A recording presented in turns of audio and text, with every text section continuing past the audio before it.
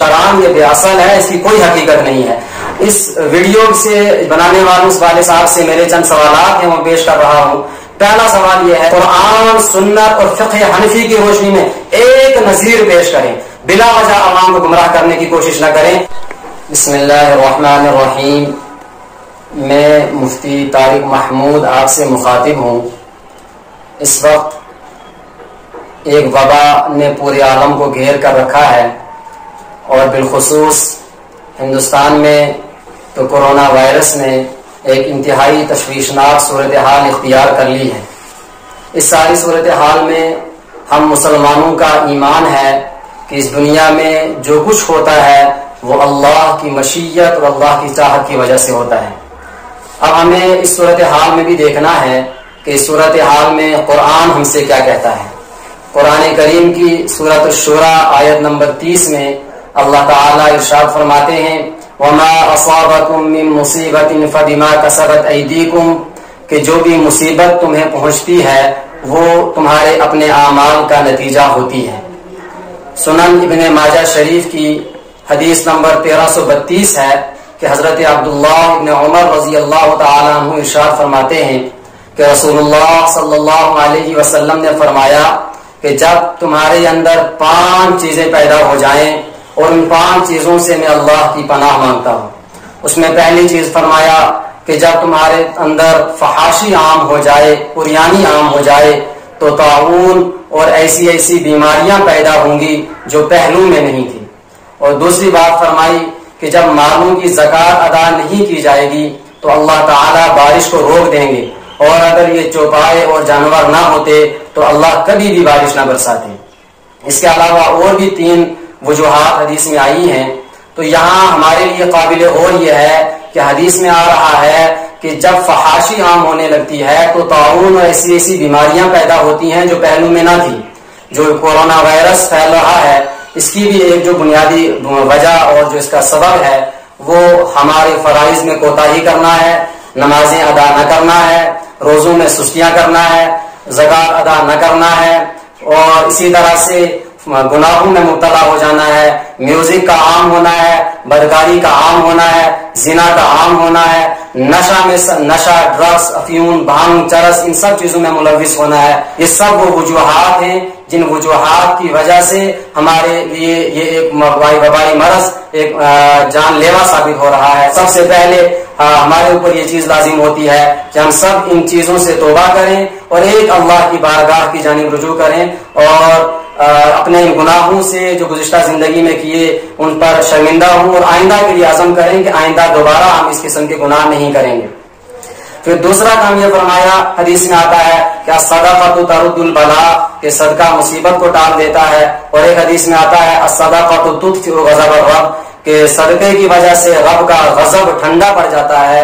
اس لیے جو صاحب حیثیت لوگ ہیں وہ اپنی حیثیت کے مطابق صدقہ اور خیرات بھی کریں، اس سے بھی نفع ہوگا۔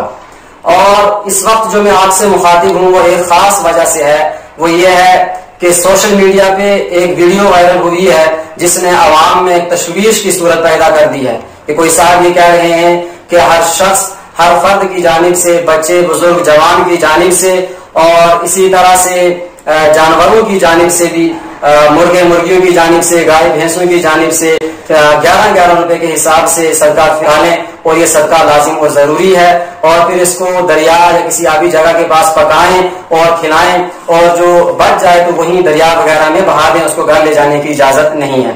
اس بارے میں عوام پوچھ رہی ہے کہ اس کے کیا شرعی حیثیت ہے، تو اس کا جواب یہ ہے کہ شرعاً یہ بے اصل ہے، اس کی کوئی حقیقت نہیں ہے، اس کا کوئی بنیادی کوئی نظیر شریعت میں موجود نہیں ہے، لہٰذا اس پہ کام دھرنے کی ضرورت نہیں ہے۔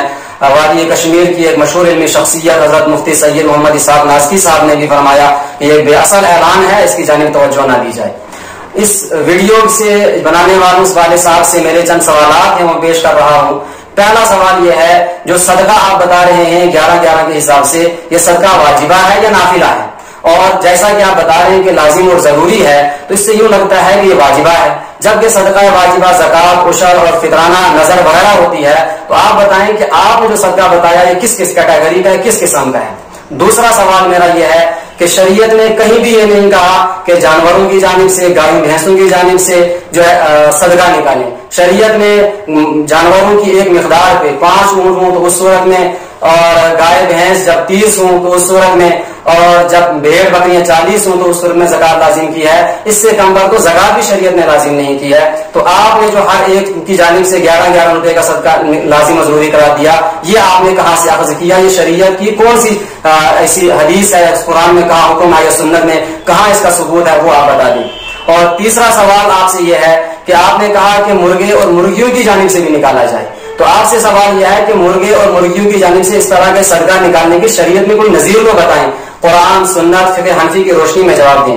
اور چوتھا سوال آپ سے یہ ہے کہ آپ نے کہا کہ ہر فرد پر لازم اور ضروری ہے، آپ نے امیر غریب کی کوئی تفریق نہیں کی. آپ سے سوال ہے کہ آپ بتائیں کہ شریعت نے، پوری شریعت میں کہاں پہ کوئی ایک ایسا صدقہ بتائیں کہ جو شریعت نے امیر پر بھی لازم کیا ہو اور غریب پر بھی لازم کیا ہو. فطر، صدقہ فطر ہے، جو زکات ہے، یہ بھی صاحب حیثیت صاحب نصاب لوگوں پہ فرض کیا ہے. آپ نے جو ہے ہر امیر غریب پہ لازم کیا، اس کی کوئی شرعی نظیر بتائیں. پانچواں سوال آپ سے یہ ہے کہ اگر آپ یہ کہیں کہ یہ صدقہ واجبہ نہیں ہے بلکہ یہ صدقہ نافلہ ہے، تو آپ فرمائیں کہ صدقہ نافلہ کا مطلب یہ ہوتا ہے کہ شریعت میں صرف اس کی ترغیب ہے، لازم و ضروری تو شریعت نے نہیں کہا. آپ لازم و ضروری کیسے کہہ رہے ہیں جبکہ شریعت نے اس کو مطلق رکھا ہے؟ اور دوسری چیز، آپ نے صدقہ کا نافلہ ہے تو آپ نے یہ کہا کہ اس کو پکا کر کے کھلانا لازم ہے، جبکہ شریعت نے پکا کر کے کھلانے کو کہیں لازم قرار نہیں دیا ہے. اور آپ نے کہا کہ پکانا بھی ہے تو آبی جگہ کے پاس، دریا وغیرہ کے پاس پکانا ہے، شریعت نے یہ بھی کہیں نہیں کہا. آپ نے کہا کہ بچا ہوا کھانا یہ وہی دریا وغیرہ میں بہا کے گھر نہ لے جائیں، شریعت میں سے کوئی نظیر دکھائیں کہ صدقے کا جو صدقے کا تیار شدہ کھانا دریا میں بہا دیا جائے گا یا کہیں آبی جگہ میں بہا دیا جائے گا. اس لیے آپ سے سوال ہے میرا آپ سے کہ آپ اپنے بتائے ہوئے طریقے، یعنی ہر شخص 11 روپے کے حساب سے، ہر فرد کی جانب سے، بچے جوان کی جانب سے، جانوروں کی جانب سے، مرغے مرغیوں کی جانب سے، گائے بھینسوں کی جانب سے، بکریوں کی جانب سے نکالے اور آدھی جگہ پر جا کر پکائے اور بقیہ کھانا وہیں پہ دریا وغیرہ میں بہا دے. قرآن سنت اور فقہ حنفی کی روشنی میں ایک نظیر پیش کریں، بلا وجہ عوام کو گمراہ کرنے کی کوشش نہ کریں. اس وقت عوام پڑھی لکھی ہے، عوام آپ کے ان چیزوں ڈھکوسلے میں نہیں آئے گی، لہذا عوام الناس سے بھی گزارش ہے کہ عوام الناس تشویش میں مبتلا نہ ہوں. یہ بالکل شرعاً لازم اور ضروری نہیں ہے، بے اثر اعلان ہے.